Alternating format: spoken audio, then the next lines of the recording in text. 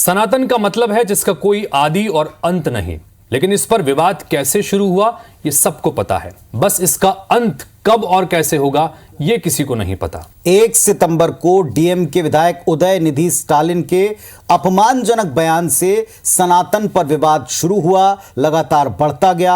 हर दिन नफरत से जुड़े नए नए बयान इसमें जुड़ते गए और धीरे धीरे पूरा देश इसकी जद में आता दिखा। अब डीएमके के सांसद पूर्व केंद्रीय मंत्री ए राजा और आरजेडी अध्यक्ष जगदानंद ने इस विवाद को और सुलझाया अपनी जुबान अपने बयान से। सुनिए।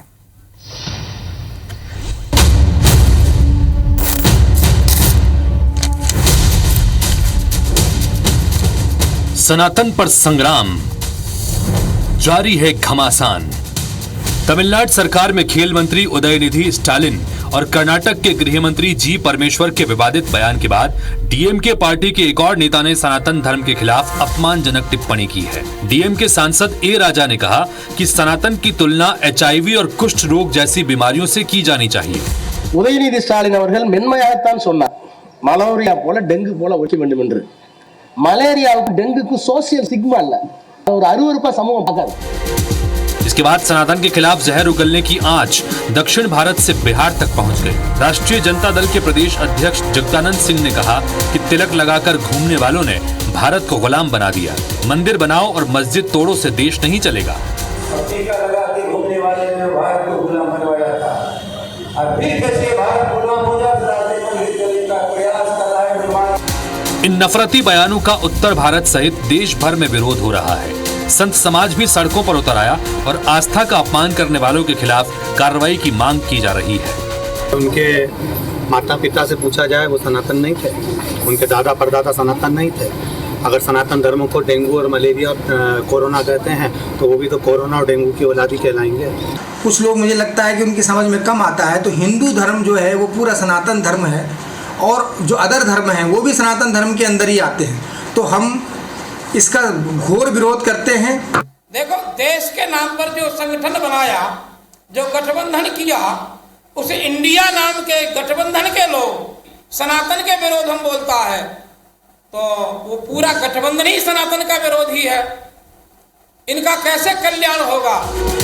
छत्तीसगढ़ और मध्य प्रदेश जैसे चुनावी राज्यों में नफरती बयानबाजी का फायदा उठाने की कोशिश भी हो रही है। दोनों ही राज्यों में धर्म रथ पर सवार कांग्रेस के लिए स्थिति थोड़ी असहज है, लेकिन भाजपा खुलकर मैदान में है।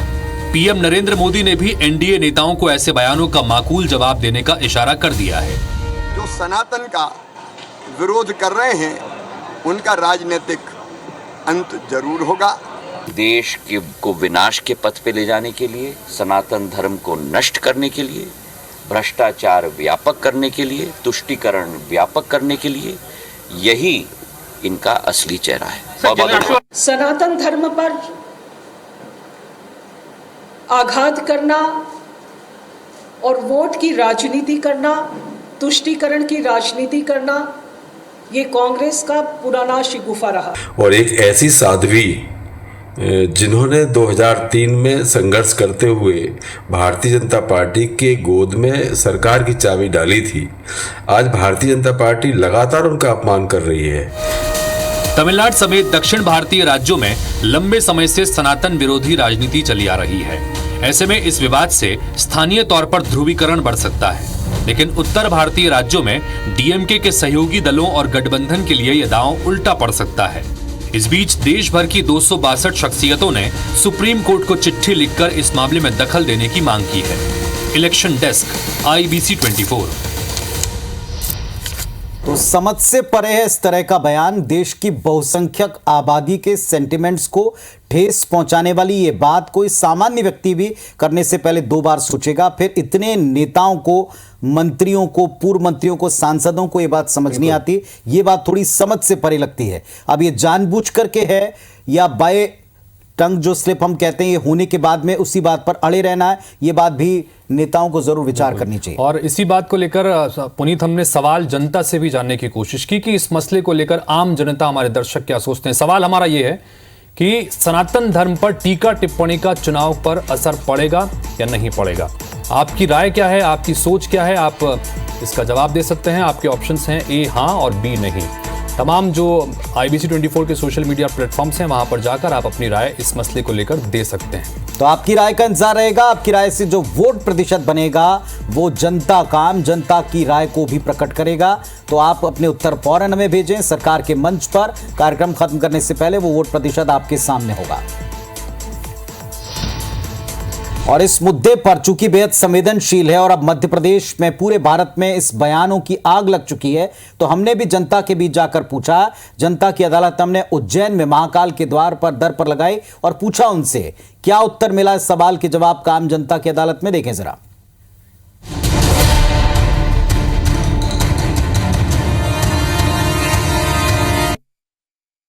उदयनिधि स्टालिन ने जो बयान दिया है उसको लेकर पूरे देश भर में बवाल मचा हुआ है कि डेंगू और मलेरिया के मच्छरों जैसा होता है सनातनी धर्म, उसे खत्म कर देना चाहिए। क्या कहेंगे आप?